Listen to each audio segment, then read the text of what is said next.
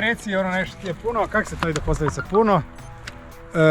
Puno baba, Kilo dijete, evo viš. Znači krenuli smo na vožnju, prvo vjeran, kasnije 20 minuta, frajer je cool, boli ga kurac, onda tu padne, nije ni krenuo, onda šuki jezgru, znači Borna, Šivnić. Hoćemo sad s ovom? Nemoj voziti MTB.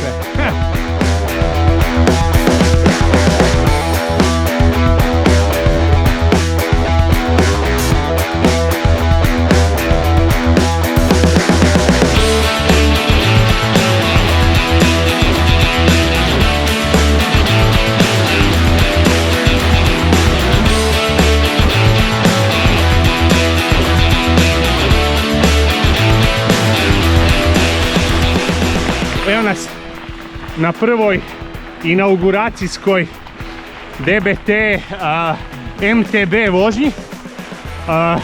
Probrano društvo se okupilo, vrte se krugovi pod otki i za sad, osim jednog koji nas je napustio odmah na startu zbog problema sa ventilima, i Damira koji se izgubio u šumi, odnosno mi smo ga izgubili nažalost, ostali smo još uvijek tu.